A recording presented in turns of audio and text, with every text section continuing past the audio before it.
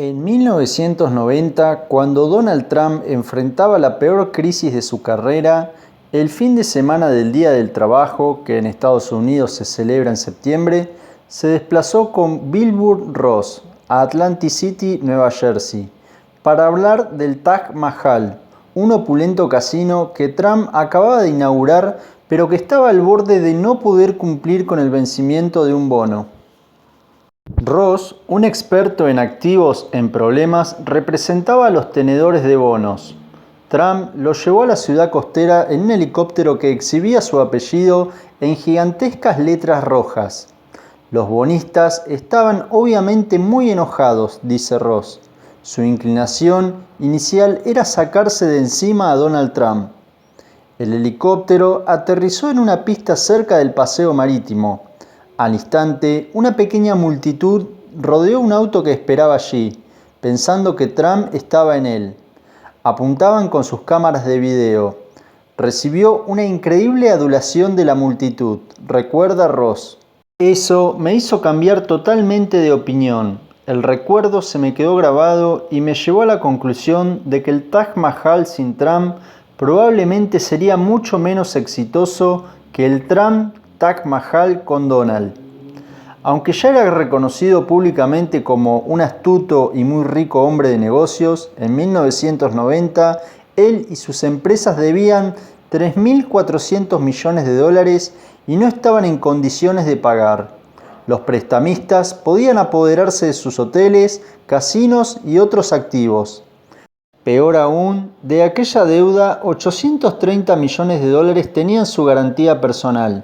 Si querían, los acreedores podían obligar a Trump a declararse personalmente en bancarrota. Trump sobrevivió.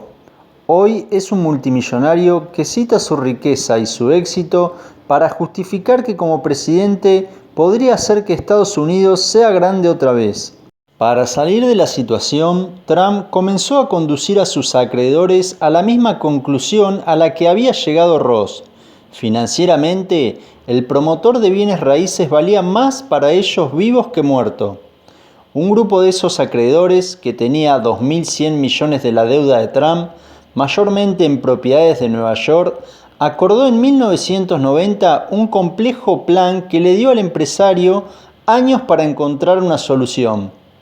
Trump también exprimió dinero de su imperio de casinos para transferirlo a sus propiedades en problemas. Hizo atravesar a sus 3 casinos por los tribunales de bancarrota. Incluso entonces, Trump continuó extrayendo efectivo de ellos.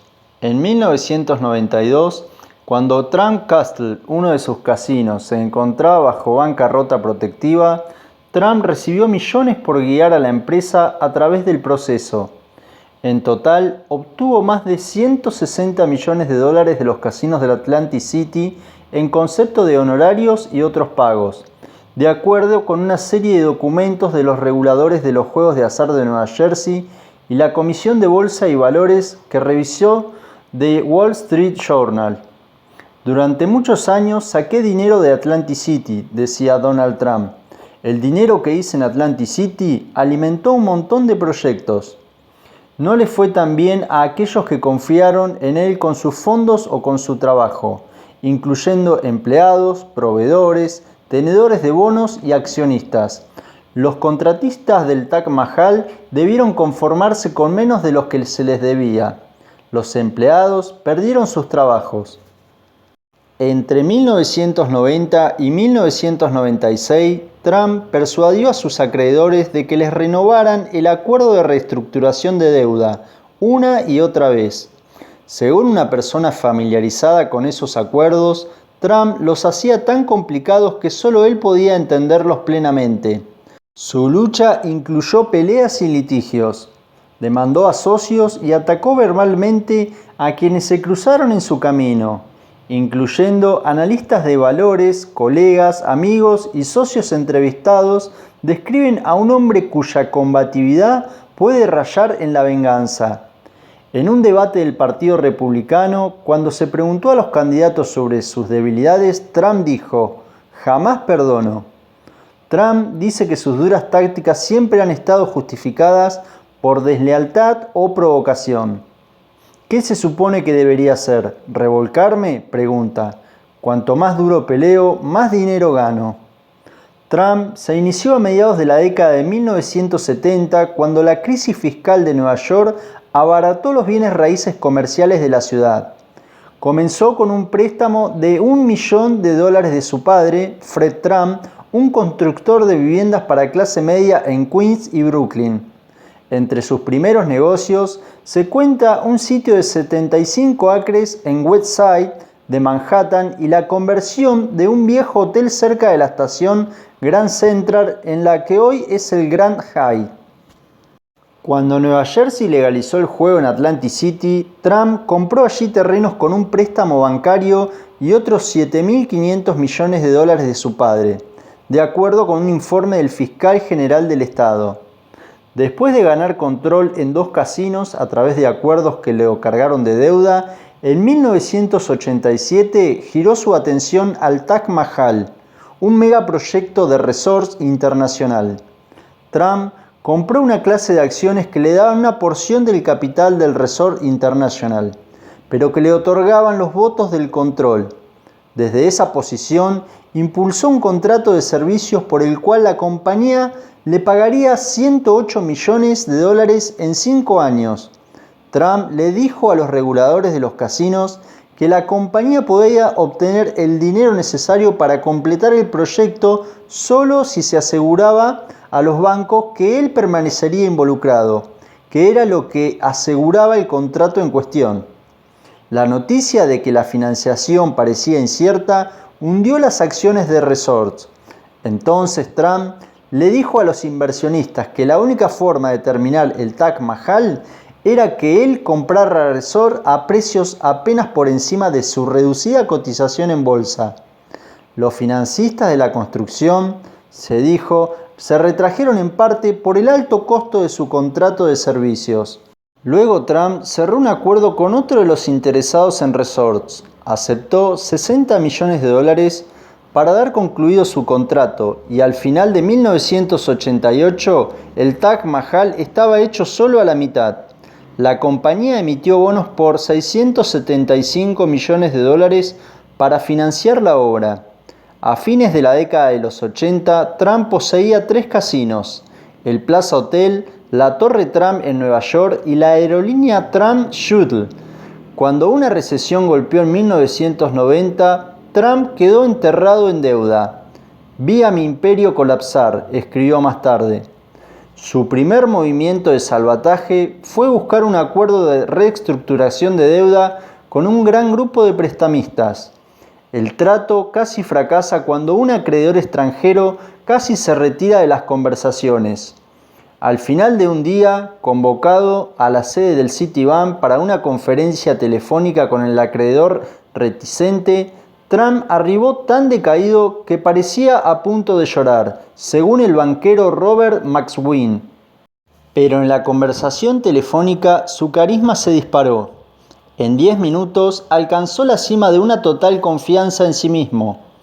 Les dice que todo va a salir bien, que vamos a lograr que suceda, recuerda McSween. Tras persuadir al acreedor, Trump colgó el teléfono y en broma les preguntó a los banqueros, ¿cómo lo hago? El acuerdo dio a Trump 5 años para pagar la deuda.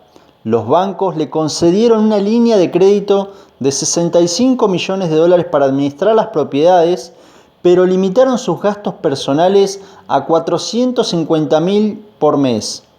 El acuerdo fue firmado en una sala llena de abogados. Fue un momento brutal. Te dan una asignación mensual y ya no controlas ni tu propia vida, dijo una persona presente. Él no estaba contento. Trump firmó los papeles aceptando un plan que incluía la venta de valiosas propiedades, como el Plaza Hotel, aunque dándole una nueva financiación. Tras firmar, Trump repartió copias en sus memorias. El arte de la negociación, dice Alan Pomeranz, uno de sus abogados. La reestructuración no abarcaba al reciente inaugurado Taj Mahal. En el otoño boreal de 1990, cuando este tenía dificultades para llegar a pagar un bono, se le dijo a los contratistas que debían aceptar un recorte de al menos 30% de lo que se les debía o arriesgarse a perder más. dice una persona familiarizada con el asunto. James McCall, un distribuidor de contratistas, dice que perdió miles de dólares porque las empresas me decían que no estaban cobrando y no podían pagar la factura. Trump dice que los que perdieron su trabajo o sus contratos tal vez nunca los habría tenido de no haber sido por él. Hicieron un montón de dinero gracias a mí. En julio de 1991, poco más de un año después de haberse inaugurado el Taj Mahal, se declaró en bancarrota. El Taj Mahal salió de la bancarrota a finales de 1991, pero los otros dos casinos de Trump, el Castle y el Trump Plaza, quebraron al año siguiente. Ese año, Trump se deshizo de más deuda conforme los acreedores tomaron su aerolínea Trump Shuttle y una participación en el minorista Alexander's. En Nueva York, se envolvió en una disputa sobre el Grand Hyatt Hotel, cuya mitad le pertenecía. Los copropietarios, la familia Pritzker de Chicago, presionaban por unas costosas mejoras. Trump consideró que la propuesta, que requería que cada socio aportara más dinero, intentaba aprovecharse de su momento de debilidad.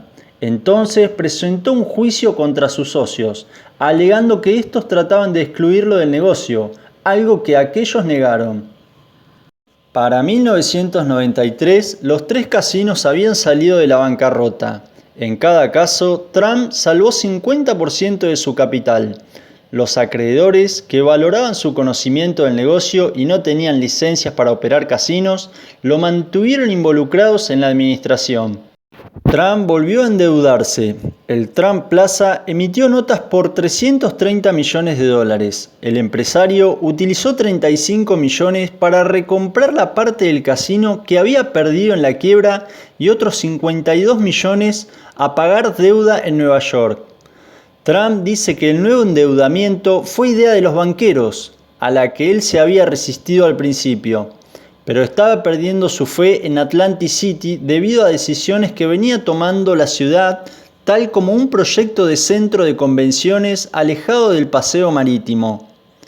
Así que decidió endeudar a los casinos y usar el dinero en otros lugares. Me dije, ok, estamos en un momento de bonos chatarra, ha sido una gran experiencia, pero yo me salgo. Pero en Nueva York aún era responsable por millones de dólares en deudas. Parte de esa deuda correspondía a las obras de Upper West Side en Manhattan. Si tenía que vender, Trump quería un comprador que lo dejara participar en la propiedad y la administración. Pero los potenciales compradores no estaban dispuestos a hacer eso, dice Abraham Walsh, un asistente de Trump en esa época. Entonces, siguiendo las instrucciones de Donald, agrega Walsh, los engañó. Exageré el número de personas que tenía demandadas, judiciales contra el proyecto, y les dije que los ingresos del proyecto eran menor de lo que podrían ser. Aunque Donald Trump niega esto. Los casinos Trump nunca se recuperaron del todo. Las empresas propietarias de estos se declararon en bancarrota 3 veces más, pero Trump dejaba rápidamente atrás sus problemas. En 1995 llegó a un acuerdo con los bancos que le permitió liquidar el resto de su deuda personal. Según una persona familiarizada con el asunto, Trump terminó pagando menos de la mitad de los casi 110 millones que debía. Ese descuento refleja sus habilidades de negociador. Al año siguiente, usando dinero de la venta de los casinos, hizo otro acuerdo que le permitiría liquidar también el acuerdo de reestructuración de los años 90. En una audiencia judicial, un abogado de la Procuración General de Nueva Jersey, que había pasado años estudiando las maniobras financieras de Trump, dijo: "No estoy seguro que algún integrante de nuestro equipo las haya entendido".